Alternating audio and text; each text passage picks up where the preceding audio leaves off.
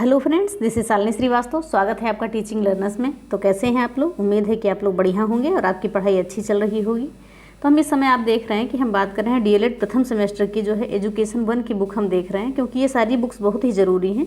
क्योंकि अभी हमारे पास समय है, अभी हम नहीं पढ़ लेंगे तो फिर जब एग्ज़ाम आ जाएगा तो फिर हमारे पास समय नहीं बचेगा। ठीक है, तो इसलिए आपकी रोज़ एक ना एक वीडियो आती जा रही है। इसकी जल्दी हम इस बुक को भी ख़त्म कर देंगे और एजुकेशन 2 की बुक ले आएंगे। हम कोशिश करेंगे कि जल्दी से जल्दी हम आपकी चीज़ों को कवर कर लें। फिर जैसा आपका सिलेबस है सुपर टेट में, उस सिलेबस के अकॉर्डिंग हम एक एक टॉपिक लेके आपको बोर्ड पे पढ़ाएंगे। ठीक है, अभी ये जो बुक रीडिंग है ये आपके लिए ज़रूरी है, क्योंकि अभी समय है। अगर आप पढ़ लेंगे तो अच्छा रहेगा, नहीं तो अगर नहीं आपका पढ़ने का मन है तो फिर जब आपको समय होगा तब पढ़िएगा। लेकिन ये आपके काम की चीज़ है, आप जैसे भी चाहें अपना पढ़ सकते हैं। और जैसा कि हमने कहा था, इस बुक को ख़त्म होने के बाद इस बुक की पीडीएफ हम आपको डाल देंगे टेलीग्राम पे। तो इसके लिए अगर आप चाहें तो हमारा टेलीग्राम चैनल ज्वाइन कर सकते हैं। वैसे व्यूज़ तो आप दे नहीं रहे हैं और ना ही वीडियो देख रहे हैं, तो जब एग्ज़ाम आ जाएगा तो आपके पास समय कम बचेगा। ये जानकारी आपको रखनी ज़रूरी है। ठीक है, तो चलिए स्टार्ट करते हैं। तो ये बुक आपकी कौन सी है? बीटीसी प्रथम सेमेस्टर की बुक है, जिसको हम एजुकेशन 1 कहते हैं, बाल विकास एवं सीखने की प्रक्रिया। ठीक है, अब देखते हैं हमने यहाँ पे कहाँ तक पढ़ लिया था। और ये आपकी एससीईआरटी की साइट से डाउनलोड की गई बुक है, तो यहाँ पर आपको कोई गलती भी नहीं मिलेगी। ये सारी चीज़ें हमने कवर कर ली थी। अब आप एक बार देख सकते हैं कितना सिलेबस हमारा कवर हो गया है। बाल विकास जो है, बाल विकास का अर्थ, अवस्थाएं, शारीरिक विकास, मानसिक विकास, संवेगात्मक विकास, भाषा विकास, सृजनात्मक विकास, व्यक्तित्व का विकास, व्यक्तित्व परीक्षण के तरीके, व्यक्तिगत विभिन्नता। ठीक है, व्यक्तिगत विभिन्नता, कल्पना, चिंतन, तर्क, बाल विकास के आधार, उनको प्रभावित करने वाले कारक में वंशानुक्रम में वातावरण। और इस समय हम अधिगम देख रहे हैं। अधिगम में हमने क्या क्या देख लिया, हम ध्यान से देखते हैं। तो अधिगम में हमने अधिगम का अर्थ है उनको प्रभावित करने वाले कारक को देख लिया है। अधिगम की प्रभावशाली विधियां भी हमने देख ली हैं। अधिगम के नियम देखे हैं। थार्नडाइक के सीखने के मुख्य 3 नियम और गौड़ 5 नियम, ये भी हमने देख लिए हैं। ठीक है, और अधिगम के प्रमुख सिद्धांत एवं कक्षा शिक्षण में इनकी व्यवहारिक उपयोगिता, ये हम देख रहे हैं। तो इसमें हमने आपका थार्नडाइक, पावलोव और स्किनर, इन तीनों लोगों को देख लिया है, बहुत बेहतर तरीके से देखा है। ठीक है, बहुत बेहतर तरीके से हमने इन लोगों को देखा है। फिर आज हम देखेंगे, देखिए हम कहाँ तक कवर कर पा रहे हैं। उम्मीद करेंगे कि हम आज कोहलर, प्याजे और वाइगोत्स्की, इन तीनों लोगों को कवर कर लें। फिर कल हम सीखने का वक्र और पठार को कवर कर लेंगे। और फिर आगे आपका ज़्यादा नहीं बचेगा, आपकी इतनी ही चीज़ें बचेंगी। मुश्किल से आपकी 3-4 वीडियो और आएंगी, वहाँ पर ये सारी चीज़ें आपकी कवर हो जाएंगी। बस हम आपकी एजुकेशन 2 भी स्टार्ट कर देंगे। ठीक है, तो चलिए हम आते हैं सीधे चैप्टर पे। तो इससे पहले अगर आपने हमारे चैनल को सब्सक्राइब नहीं किया है तो प्लीज़ सब्सक्राइब करें और ज़्यादा से ज़्यादा शेयर करें। अब हम आते हैं सीधे अपने चैप्टर पे और लगातार आप बने रहें। देख रहे हैं आप अनुरोध धरना जो है चल रहा है। उम्मीद करते हैं कि वैकेंसी आपकी आ जाएगी। 5 दिन का समय मांगा गया है, तो इस पर भी हम वीडियो बनाने की कोशिश करेंगे। एक वीडियो हम बना देंगे। ओके, चलिए अब देखते हैं हमारा चैप्टर कहाँ है। अभी थोड़ा सा टाइम है चैप्टर मिलने में, क्योंकि लास्ट बुक पे हम पहुंच चुके हैं। बुक लगभग ख़त्म हो गई है आपकी, थोड़ी सी बची है। और स्टैटिक्स हम बाद में पढ़ेंगे। स्टैटिक्स अगर जितनी ज़रूरी चीज़ें होंगी वो जान लेंगे। ये हाँ, ये हमने पढ़ लिया था। अब हम आते हैं यहाँ पे पर वातावरण। सेकेंड, चलिए अधिगम के नियम, ये थॉर्नडाइक हमने देख लिया था।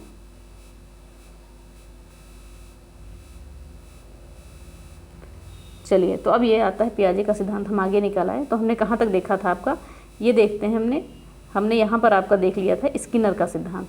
ठीक है, स्किनर के ये हमने देख लिया था। पावलोव का देखा था, पावलोव का देखा था। और हमने क्रिया प्रसूत अनुबंधन ये भी देख लिया था। अब इसके बाद हम आता है सूझ एवं अंतर्दृष्टि का सिद्धांत। ठीक है, ये कोहलर का हमें आज देखना है। ये आपका ऊपर स्किनर का है। ठीक है, ये आप देखते हैं स्किनर का क्रिया प्रसूत का सिद्धांत हमने देख लिया था। अब हम देख रहे हैं आपका सीधे सीधे सूझ एवं अंतर्दृष्टि का सिद्धांत। बहुत ही इंपॉर्टेंट सिद्धांत सारे हैं, नाम से पूछे जाते हैं कि किसने दिया है। और जब हम इसको आपका सिलेबस वाइज पढ़ेंगे, टॉपिक वाइज पढ़ेंगे, तो हम बहुत ही ज़्यादा डिटेल में पढ़ेंगे कि आपका एक भी क्वेश्चन बाहर ना जाए। ये मेरी जिम्मेदारी रहेगी आपके लिए। तो हम देखते हैं क्या है सूझ एवं अंतर्दृष्टि का सिद्धांत। ठीक है, सूझ यानी कोई चीज़ अचानक सूझ जाना, हमारे दिमाग में किसी चीज़ का सॉल्यूशन आ जाना, तो उसी को हम क्या कहते हैं, सूझ कहते हैं। हम देखते क्या हैं कि व्यक्ति कुछ कार्यों को करके सीखता है और कुछ कार्यों को दूसरों को करते देखकर सीखता है। तो हम देखते हैं कुछ कार्य हम करके ही सीख लेते हैं, और कुछ कार्यों में हम देखते हैं कि दूसरा अगर कोई कर रहा है तो हम उसको देखते हैं फिर करते हैं। जैसे आप कहीं गए हैं, आपने कोई चीज़ नहीं खाई है, ठीक है, और आपको ये भी नहीं पता है कि उसे हम कैसे खाएं, बहुत सारी ऐसी चीज़ें होती हैं।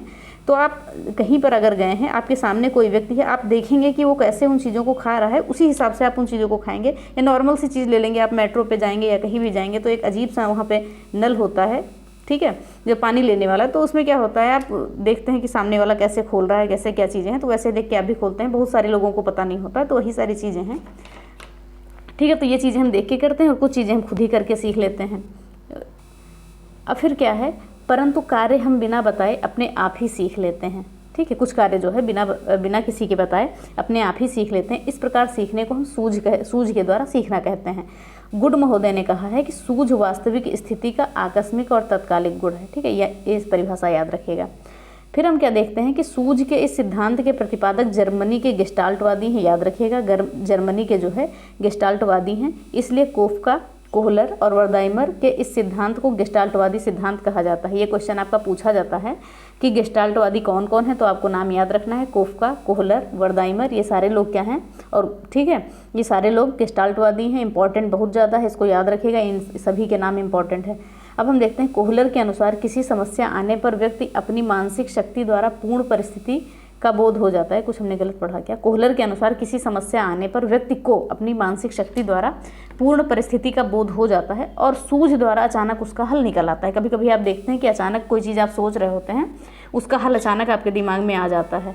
फिर अब देखते हैं इन्होंने प्रयोग किस पर किया था, तो इन्होंने एक चिंपैंजी बंदर था उस पर प्रयोग किया था। तो हम क्या देखते हैं, ध्यान से देखिएगा।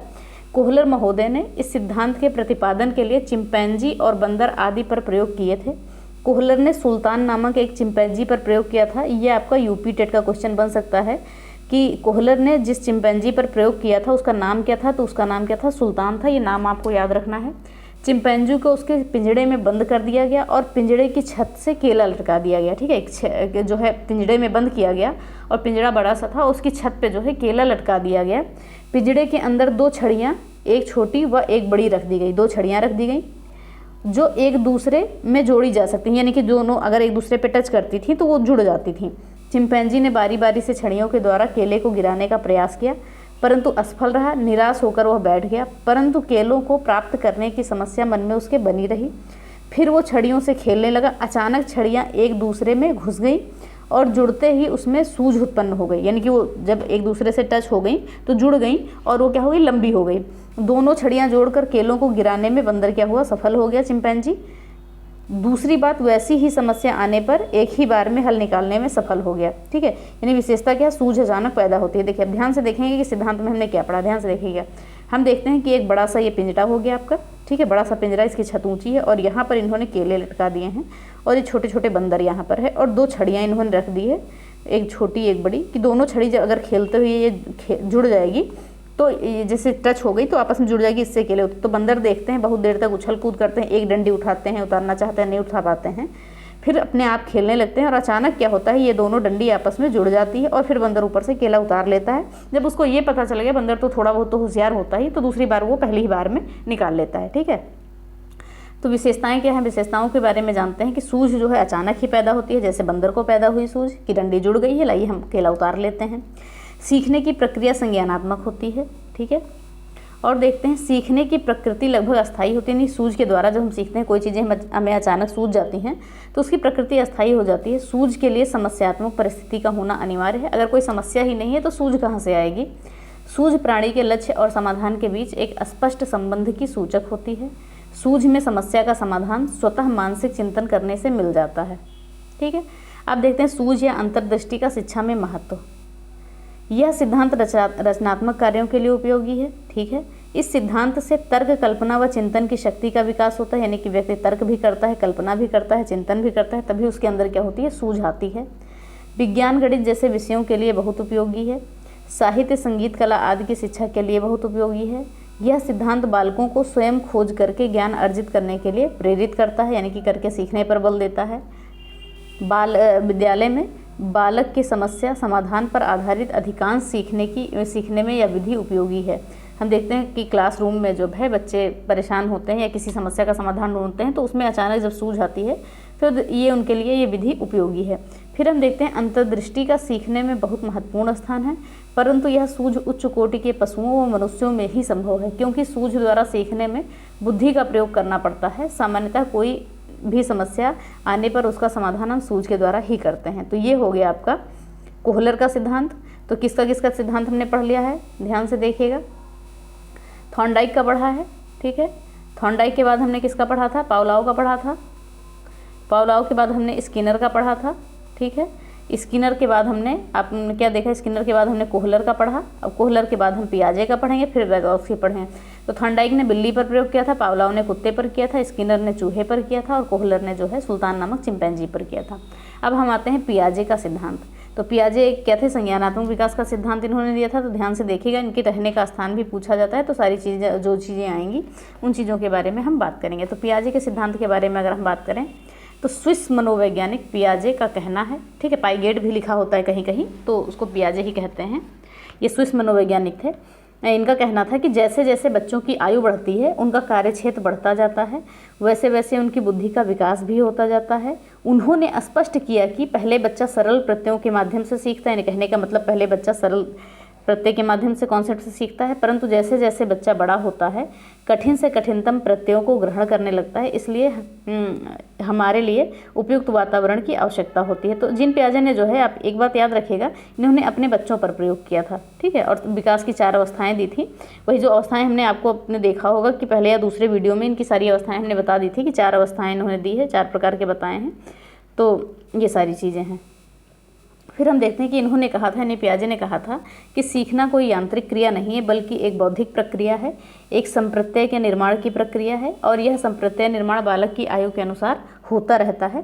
पियाजे ने अपने सिद्धांत में जो है निम्नलिखित पदों पर बल दिया है। देखिए ये शब्दावलियाँ आपकी जो है सीटेड में पूछी जाती हैं, साम्य धारण, संरक्षण, ये सारी चीज़ें हैं। तो हम देखते हैं पहले इन्होंने कुछ शब्द विशेष पर बल दिया है। कौन कौन सा शब्द है? अनुकूलन यानी एडेप्टेशन, आप कोई भी परिस्थिति देखकर अनुकूल हो जाते हैं। साम्य धारण यानी क्या है? इक्विलिब्रेशन, किसी चीज़ में समानता कर लेना। संरक्षण यानी कंजर्वेशन। संज्ञानात्मक संरचना यानी कॉग्निटिव स्ट्रक्चर। और मानसिक प्रक्रिया यानी कि मेंटल ऑपरेशन। फिर आगे हम देखते हैं क्या है, आगे है आपका, हाँ, ये आपका सबसे इंपॉर्टेंट शब्दावली क्या है? स्कीम्स और स्कीमा। ये बहुत ज़्यादा पूछी गई है आपकी और पूछे जाने की संभावना भी है, क्योंकि इन चीज़ों को बहुत बार पूछा गया है। और इन सभी चीज़ों का डिटेल जब हम पढ़ेंगे सुपर टेट का आपका, तो हम एक एक का डिस्कस करेंगे, ठीक है। और विकेंद्रण, ये सारी चीज़ें जो है पियाजे ने कौन कौन सी शब्दावलियाँ दी हैं एक बार और देख लीजिए आप। अनुकूलन, साम्य धारण, संरक्षण, संज्ञानात्मक संरचना, मानसिक क्रिया, स्कीम्स और स्कीमा और विकेंद्रण, ठीक है। अब हम देखते हैं कि जीन पियाजे ने ये सारी चीज़ें हमने देख ली थी, एक बार और देख लीजिए आप कि जीन पियाजे ने जो है संज्ञानात्मक विकास को मुख्य 4 कालों में विभाजित किया है। पहली कौन सी है? संवेदी पेशीय अवस्था। दूसरी है पूर्व संक्रियात्मक अवस्था। तीसरी है आपकी औपचारिक संक्रियात्मक अवस्था। और 5वीं क्या है? अनौपचारिक, ठीक है। तो या प्रत्यक्ष और अप्रत्यक्ष भी कह सकते हैं। तो इसमें पहली अवस्था हमारी क्या है? संवेदी पेशीय अवस्था। इसकी एज क्या होती है आपकी? जन्म से 2 वर्ष, ठीक है। एज क्या होती है? जन्म से 2 वर्ष, याद रखेंगे। इसको हमने पहले भी पढ़ लिया है, याद रखिएगा। और जो पहली अवस्था है संवेदी पेशीय अवस्था, इसको हमने 6 भागों में बांटा है। कौन कौन सी? सहज क्रियाओं की अवस्था, प्रमुख वृत्तीय अनुक्रियाओं की अवस्था, गौण वृत्तीय अनुक्रियाओं की अवस्था, गौण स्कीमेटा के समन्वय की अवस्था, तृतीय वृत्तीय अनुक्रियाओं की अवस्था और मानसिक संयोग द्वारा नए साधनों के खोज की अवस्था। पहले या दूसरे तीसरे वीडियो में देखिएगा, ये पूरी चीज़ें डिटेल में आपको ये सारी चीज़ें बताई गई हैं, ठीक है। फिर अगली अवस्था हमारी क्या आती है? प्राक संक्रियात्मक अवस्था आती है। इसकी एज क्या है? 2 से 7 वर्ष है, ठीक है। 2 वर्ष से लेकर 7 वर्ष और उसको 2 भागों में बांटा गया है। एक प्राक संक्रियात्मक अवधि और एक अंतर्दर्शी अवधि, ठीक है। और तीसरी अवस्था हमारी क्या है? मूर्त संक्रियात्मक अवस्था। इसकी एज हमारी 7 से 11 वर्ष है। और चौथी हमारी औपचारिक संक्रियात्मक अवस्था, ये आपकी 11 से 18, ठीक है। ये सारी चीज़ें हैं। मूर्त संक्रियात्मक अवस्था को हम प्रत्यक्ष अवस्था भी कह सकते हैं और अनौपचारिक को अप्रत्यक्ष कह सकते हैं। तो इन चीज़ों को हम याद रखेंगे, ठीक है। और ये सभी चीज़ें हमने डिटेल में पढ़ ली हैं, तो प्लीज़ जाके अगर आपने नहीं देखा है तो शुरू से वीडियो देखिएगा। इन सभी का वर्णन विभिन्न अवस्थाओं में संज्ञानात्मक विकास में दिया गया है। अब इनके सीखने के सिद्धांत की कुछ विशेषताएं भी हम देख लेते हैं। तो सीखना एक क्रमिक एवं आरोही प्रक्रिया है, क्योंकि उन्होंने क्रम से ही सिखाया है। जन्म से 2 वर्ष, 2 से 7 वर्ष, 7 से 11 वर्ष, 11 से 18 वर्ष। तो इन्होंने इसलिए कहा है कि सीखना क्रमिक एवं आरोही प्रक्रिया है, जो कि सही है। पियाजे के अनुसार सीखने का पर्यावरण और क्रिया मूल आवश्यकताएं हैं। बालक के अमूर्त चिंतन पर उसकी शिक्षा का प्रभाव पड़ता है। निम्न स्तर पर अमूर्त चिंतन कम व उच्च शिक्षा स्तर पर अमूर्त चिंतन अधिक होता है। पियाजे के अनुसार औपचारिक संक्रियात्मक अवस्था के बाद बालक की संपूर्ण बौद्धिक शक्ति का विकास हो जाता है। क्या कहा गया है कि पियाजे के अनुसार जो औपचारिक संक्रियात्मक अवस्था यानी फॉर्मल ऑपरेशन स्टेज है, यानी लास्ट वाली स्टेज है जो है चौथी है, इसके बाद कहा है उन्होंने कि बालक की जो है संपूर्ण बौद्धिक शक्ति का विकास हो जाता है और अपनी बौद्धिक क्षमताओं के प्रयोग से समस्या का समाधान क्रमबद्ध व तार्किक ढंग से बालक कर सकता है। तो ये हो गया हमारा पियाजे का सिद्धांत। और भी चीज़ें हम देख लेते हैं कौन कौन सी चीज़ें हैं। पियाजे के अनुसार बच्चों में चिंतन, खोज करने की शक्ति, उसकी जैविक परिपक्वता, अनुभव व इन दोनों की अंतर क्रिया पर निर्भर करती है। तो हम क्या देखते हैं कि पियाजे के अनुसार जो है बच्चों में चिंतन एवं खोज करने की शक्ति, उसकी जैविक परिपक्वता और अनुभव, इन दोनों की अंतरक्रिया पर निर्भर करती है। अब इनका शिक्षा में हम उपयोग जानते हैं कि पियाजे की थ्योरी का हम शिक्षा में उपयोग कैसे कर सकते हैं। इस सिद्धांत ने बालकों को स्वक्रिया करने पर बल दिया, यानी कि बालक अपने आप क्रिया कर सकते हैं। फिर आगे क्या है, पियाजे ने अनुकरण व खेल को महत्व दिया है और शिक्षक को इन विधियों से पढ़ाना चाहिए, क्योंकि बच्चे देखते हैं खेल व अनुकरण से जल्दी सीखते हैं। सीखने की प्रगति न करने वालों को दंड नहीं देना चाहिए। पियाजे ने संज्ञानात्मक विकास के अनुसार विभिन्न श्रेणियों को विभाजित किया है, उसी के अनुसार किसी भी आयु के लिए पाठ्यक्रम निर्माण करना चाहिए। पियाजे ने बुद्धि का मापन उसकी व्यवहारिक उपयोग यानी वातावरण के साथ अंतरक्रिया की क्षमता के रूप में लिया जाता है। बुद्धि परीक्षण निर्माण में व्यवहारिक रूप में प्रयोग से संबंधित क्रियाओं का उपयोग करना चाहिए। ठीक है, फिर आगे क्या है, पियाजे के सिद्धांत के अनुसार चालक और अभिप्रेरणा यानी कि ड्राइव्स जो है और मोटिवेशन अधिगम एवं विकास के लिए आवश्यक है। किसी भी चीज़ के लिए जो है अभिप्रेरणा जरूरी होती है, अतः शिक्षक को अधिगम में इसका प्रयोग करना चाहिए। पियाजे के अनुसार सीखना बालक के स्वयं और उसके पर्यावरण से अंतरक्रिया के फलस्वरूप होता है, अतः शिक्षकों एवं अभिभावकों को बालकों के लिए उचित मार्गदर्शन करना चाहिए। इस प्रकार पियाजे का सिद्धांत जो है शिक्षा में बहुत ही महत्वपूर्ण है और इन सभी को हम डिटेल जब पढ़ेंगे तो आप देखिएगा एक बार, बहुत बेहतर तरीके से हम पढ़ेंगे। अगर आप पढ़ना चाहते हैं तो आप मेरे चैनल पे जाएंगे, पीछे प्लेलिस्ट में मैंने बेहतर तरीके से पढ़ाया है तो आप पढ़ भी सकते हैं, नहीं तो जब हम नए तरीके से पढ़ाएंगे तब आप पढ़िएगा। अब देखते हैं वाइगॉत्स्की का सिद्धांत। इसमें हमने क्या देखा, इन्होंने जो है संज्ञानात्मक विकास में सामाजिक अंतरक्रिया पर बल दिया है। इन्होंने संज्ञानात्मक विकास में क्या किया है, सामाजिक अंतरक्रिया पर भी बल दिया है और कहा है कि समुदाय को सीखने में बहुत महत्व है, समुदाय का जो है सीखने में बहुत ही महत्व है। सामाजिक सीखने की प्रक्रिया विकास के पहले ही आरंभ हो जाती है। व्यक्तिगत विकास को भी सामाजिक विकास के बिना नहीं समझा जा सकता। व्यक्ति की उच्च मानसिक प्रक्रिया की उत्पत्ति भी सामाजिक क्रिया से ही होती है। इन्होंने कहा है कि व्यक्ति जो है उच्च मानसिक प्रक्रिया जो होती है व्यक्ति में, उसकी भी उत्पत्ति क्या होती है, सामाजिक प्रक्रिया से होती है। आगे हम देखते हैं क्या कहा है इन्होंने समाज को थोड़ा स्थान दिया है ज़्यादा। देखते हैं, संस्कृति संज्ञात्मक विकास को दिशा देती है। संज्ञानात्मक विकास में सामाजिक कारक का बहुत महत्व है। वाइगॉत्स्की ने संज्ञानात्मक विकास के लिए भाषा पर बल दिया है। ठीक है, वाइगॉत्स्की ने जो है संज्ञानात्मक विकास के लिए भाषा पर बल दिया है। ये लाइन बहुत ही इंपॉर्टेंट है, याद रखिएगा। तर्क करना, चिंतन करना आदि सांस्कृतिक कारकों की मदद करता है। सीखने में शिक्षक का महत्वपूर्ण स्थान है। ज्ञान भी सामाजिक संदर्भ में होता है। तो ये चीज़ें हो गई। इन्होंने ये भी कहा है कि बच्चे जो है ज्ञान का सृजन करते हैं। एक सेकेंड, इन्होंने क्या कहा है कि बच्चे जो है क्या करते हैं, ज्ञान का सृजन करते हैं। ठीक है, यानी और विकास को सामाजिक संदर्भ में अलग नहीं कर सकते। अब आगे देखते हैं क्या है। फिर आगे हमारा क्या है कि सीखना, ध्यान से देखेंगे, अभी ब्रूनर का भी सिद्धांत है उसको भी पढ़ लेंगे। सीखना विकास की ओर निर्देशित कर सकता है। सामाजिक वातावरण सीखने में सहायता करता है। बच्चे की भाषा, दक्षताएं व अनुभव सब व्यक्ति की सांस्कृतिक पृष्ठभूमि से प्रभावित होती हैं। ठीक है, और इस प्रकार वाइगॉत्स्की महोदय ने सीखने में सामाजिक व सांस्कृतिक वातावरण को बहुत महत्व दिया है, इसीलिए इनके सिद्धांत को कहते हैं सामाजिक व सांस्कृतिक वातावरण का सिद्धांत कहते हैं। ये नाम भी याद रखिएगा। ठीक है, अब हम देखते हैं ब्रूनर का सिद्धांत आता है। इनका भी सिद्धांत इंपॉर्टेंट है, देख लीजिए एक बार। ठीक है, ब्रूनर का सिद्धांत, तो हम देखते हैं कि ब्रूनर ने जो है मुख्य रूप से दो बातों पर बल दिया था। पहला यह है कि शिशु जो है अपनी अनुभूतियों को मानसिक रूप से किस प्रकार व्यक्त करता है। इन्होंने कहा है कि जो बच्चा है अपनी अनुभूतियों को अपनी मानसिक रूप से व्यक्त करता है। दूसरा यह कि शैशवावस्था और बाल्यावस्था में बालक चिंतन कैसे करता है। ठीक है, इन्होंने कहा है कि शैशवावस्था और बाल्यावस्था में बालक चिंतन कैसे करता है। ब्रूनर के अनुसार शिशु अपनी अनुभूतियों का मानसिक रूप से 3 तरीकों से अभिव्यक्त करते हैं। जो शिशु होते हैं अपनी अनुभूतियों को 3 तरीके से व्यक्त करते हैं। कैसे कैसे, एक सक्रियता विधि, एक दृश्य प्रतिमा विधि और एक क्या होती है आपकी सांकेतिक विधि। तो हम देखते हैं सक्रियता विधि में क्या कहा गया है, यानी कि इनएक्टिव मोड। इस विधि में शिशु अपनी अनुभूतियों को शब्दहीन क्रियाओं के द्वारा व्यक्त करता है, जैसे भूख लगने पर रोना, हाथ पैर हिलाना, और इन क्रियाओं के द्वारा बालक बाह्य वातावरण से संबंध स्थापित करता है। आप देखते हैं कि छोटा बच्चा जब है उसका काम ही क्या होता है, रोना होता है, भूख लगेगी तो रोएगा, हाथ पैर हिलाएगा, ये सारी चीज़ें हैं। फिर देखते हैं दृश्य प्रतिमा विधि। इस विधि में बालक अपनी अनुभूति को अपने मन में कुछ दृश्य प्रतिमाएं बनाकर प्रकट करता है। ठीक है, इसमें बालक क्या होता है कि अपनी अनुभूति को अपने मन में कुछ दृश्य प्रतिमाएं बना लेता है। इस अवस्था में बच्चा प्रत्यक्षीकरण के माध्यम से सीखता है। ठीक है, ये सामने रखी होती हैं चीज़ें, उसके सामने से सीखता है। फिर आगे हम देखते हैं कि सांकेतिक विधि के बारे में बात करें कि इस विधि में बालक अपनी अनुभूतियों को ध्वन्यात्मक संकेतों यानी भाषा के माध्यम से सीखता है। इस अवस्था में बालक अपने अनुभवों को शब्दों में व्यक्त करता है। इस प्रकार बालक प्रतीकों का उनके मूल विचारों से संबंधित करने की योग्यता का विकास करता है। इन्हें भी जाने क्या दिया हुआ है, ध्यान से देखेंगे हम। इन्होंने दिया है ब्रूनर के अनुसार जन्म से 18 माह तक सक्रियता विधि होती है। पहली जो विधि हमने देखी है कि जन्म से 18 माह तक सक्रियता विधि, और 18 माह से 24 माह तक दृश्य प्रतिमा विधि, 18 माह से 24 माह तक दृश्य प्रतिमा विधि, और 7 वर्ष की आयु से आगे जो है सांकेतिक विधि की प्रधानता होती है। तो इसको हम याद रखेंगे। ठीक है, यानी लगभग 1.5 साल तक क्या होती है, सक्रियता विधि होती है, 1.5 से 2 साल तक दृश्य प्रतिमा विधि होती है, और 7 वर्ष की आयु से आगे सांकेतिक विधि की प्रधानता रहती है। ये ब्रूनर ने कहा है।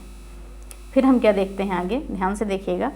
हम देखते हैं ब्रूनर ने सीखने की प्रक्रिया व कक्षा शिक्षण की बड़ी बारीकी से अध्ययन किया है और निम्नलिखित तथ्य पाए हैं। सीखने सिखाने की प्रक्रिया में अंतर्दर्शी चिंतन अधिक उपयोगी है। ठीक है, हर विषय की संरचना होती है, उनके मूल संप्रत्यय नियम व विधियाँ होती हैं, उसको सीखे बिना विषय का ज्ञान संभव नहीं है। ठीक है, क्या कहा इन्होंने कि हर विषय की क्या होती है, संरचना होती है, उनके मूल संप्रत्यय नियम व विधियाँ होती हैं, उसको सीखे बिना विषय का ज्ञान संभव नहीं है। फिर अगला क्या है, जो ज्ञान स्वयं खोज द्वारा प्राप्त किया जाता है वो ही उसके लिए सार्थक व टिकाऊ होता है। ठीक है, इन्होंने क्या कहा है कि जो ज्ञान स्वयं खोजा जाता है वही क्या होता है, सार्थक और टिकाऊ होता है। ब्रूनर के अनुसार जो कुछ पढ़ाया या सिखाया जाता है उसका व्यक्ति व समाज दोनों से संबंध होता है। इस प्रकार ब्रूनर ने 2 प्रकार के संबंधता पर बल दिए हैं। कौन कौन सी संबंधता है, एक है आपकी व्यक्तिगत संबंधता और एक है आपकी सामाजिक संबंधता। ठीक है, ब्रूनर के अनुसार पाठ्यक्रम तैयार करके बच्चों को सीखने के लिए तत्पर करें, सीखने की परिस्थिति में बच्चे सक्रिय रूप से भाग लें। ये चीज़ें हो गई। फिर हम देखते हैं ब्रूनर के सिद्धांत की विशेषताएं। क्या हम देखते हैं कि ब्रूनर के सिद्धांत की विशेषताएं क्या है। ब्रूनर का सिद्धांत बालक के पूर्व अनुभव तथा नए विषय वस्तु में समन्वय के लिए अनुकूल वातावरण तैयार करने पर बल देता है। क्या है कि ब्रूनर का सिद्धांत जो है बालक के पूर्व अनुभवों तथा नए विषय वस्तु में समन्वय करता है। पूर्व अनुभव तथा नए विषय वस्तु में क्या करता है, समन्वय करता है। ठीक है, समन्वय करने के लिए अनुकूल वातावरण तैयार करता है। दोनों में समन्वय कैसे किया जाए, तो इसके लिए एक वातावरण तैयार करता है। ठीक है, विषय वस्तु की संरचना ऐसी हो कि बच्चे सुगमता व सरलता से सीख सकें। इस सिद्धांत के अनुसार विषय वस्तु जो सिखाई जानी है ऐसे अनुक्रम व बारंबारता से प्रस्तुत की जाए जिससे बच्चे तार्किक ढंग से अपनी कठिनाई के स्तर के अनुसार सीख सकें। यह सिद्धांत सीखने में पुनर्बलन, पुरस्कार व दंड आदि पर बल देता है। यह सिद्धांत जो है सीखने में पुनर्बलन, पुरस्कार व दंड आदि पर बल देता है। फिर हम देखते हैं कि इस सिद्धांत के अनुसार शिक्षा बालक में व्यक्तिगत व सामाजिक दोनों गुणों का विकास करती है। अब हम देखते हैं ब्रूनर का जो सिद्धांत था उसकी शिक्षा में क्या उपयोगिता है। तो ब्रूनर ने जो है संज्ञानात्मक विकास की विभिन्न अवस्थाओं के अनुसार पाठ्यक्रम निर्माण करना चाहिए, ऐसा कहा है। क्या कहा इन्होंने, ब्रूनर के विकास, जो ब्रूनर का संज्ञानात्मक विकास है उसकी विभिन्न जो है अवस्थाओं के अनुसार पाठ्यक्रम का निर्माण करना चाहिए। ब्रूनर ने मानसिक अवस्थाओं का वर्णन किया है। इन अवस्थाओं के अनुसार शिक्षण विधियों व प्रविधियों का प्रयोग करना चाहिए। इनकी अन्वेषण विधि द्वारा छात्रों में समस्या समाधान की क्षमता का विकास किया जा सकता है। फिर क्या है, फिर है हमारा कि ब्रूनर ने संप्रत्यय को समझने पर बल दिया है। अतः शिक्षक को विषय ठीक से समझाने चाहिए। इसके ज्ञान से छात्र पर्यावरण को समझकर उसका उपयोग कर सकते हैं। ठीक है, और इन्होंने वर्तमान अनुभवों को पूर्व ज्ञान एवं अनुभव से जोड़ने पर बल दिया, जैसा कि हमने अभी देखा। इससे छात्रों के ज्ञान को समृद्ध एवं अस्थायी बनाया जा सकता है। फिर अगला है हमारा, ब्रूनर की संज्ञानात्मक विकास की अवस्थाओं के अनुसार शिक्षक अपने नियोजन, क्रियान्वयन एवं मूल्यांकन की प्रक्रिया में संशोधन कर बालकों के बौद्धिक विकास में सहायक हो सकते हैं। फिर आगे क्या हम देखते हैं, इस प्रकार ब्रूनर का सिद्धांत वर्तमान कक्षा शिक्षण के लिए बहुत उपयोगी है। आगे हम क्या देखते हैं, पुनरावृत्ति बिंदु की बात करेंगे यहाँ पर। तो सिद्धांत ज्ञान के क्षेत्र में पहुँचने का साधन है। सीखने के विभिन्न सिद्धांतों का प्रतिपादन मनोवैज्ञानिकों के द्वारा किया गया है। प्रयास एवं त्रुटि का सिद्धांत के प्रतिपादक कौन थे? थॉर्नडाइक थे। इन्होंने किस पर प्रयोग किया था? बिल्ली पर किया था। संबद्ध प्रतिक्रिया का सिद्धांत रूसी मनोवैज्ञानिक E.L. पावलोव ने किया था। पावलोव ने किस पर प्रयोग किया था? कुत्ते पर किया था। सूझ का सिद्धांत सीखना अचानक होता है, जिसमें किसने किया था? कोहलर ने एक चिंपैंजी पर किया था, सुल्तान पर। पियाजे व ब्रूनर ने सीखने के संज्ञानात्मक सिद्धांत का प्रतिपादन किया है, याद रखिएगा। वैगोत्स्की ने संज्ञानात्मक विकास में सामाजिक अंतरक्रिया पर बल दिया है। क्रिया प्रसूत अनुबंधन के प्रतिपादक कौन थे? स्किनर महोदय थे। इन्होंने किस पर प्रयोग किया था? चूहे पर प्रयोग किया था। तो ये सारी चीज़ें हमें याद रखनी है। अब हमारा क्या जाता है, ये हमारा चैप्टर आ गया, ठीक है। दिया है यहाँ पर, क्या पूछा इन्होंने कि पावलोव ने किस पर प्रयोग किया था? बताइए। पावलोव ने किया था कुत्ते पर प्रयोग। अधिगम के सूझ व अंतर्दृष्टि सिद्धांत के प्रतिपादक कौन थे? तो कोहलर थे, ठीक है। इन्होंने सुल्तान पर किया था, चिंपैंजी पर। तो ये सारी चीज़ें। अब हमारा आएगा अगला चैप्टर, कौन सा आएगा? आप देख लीजिए, अधिगम का वक्र शायद आएगा। हाँ, अब हम सीखने का वक्र पढ़ेंगे। तो ये चीज़ें हमारी लगभग समाप्त हो गई। उम्मीद करते हैं कि वीडियो आपको पसंद आई होगी। तो ये जितने भी अधिगम के सिद्धांत थे, अधिगम के नियम सिद्धांत थे, ये चीज़ें हमने खत्म कर ली। और सबसे ज़्यादा आपके यहीं से क्वेश्चन बनते हैं, याद रखिएगा। अधिगम के नियम व सिद्धांत सबसे ज़्यादा आपके अगर क्वेश्चन बनते दिखेंगे तो यहीं से दिखेंगे।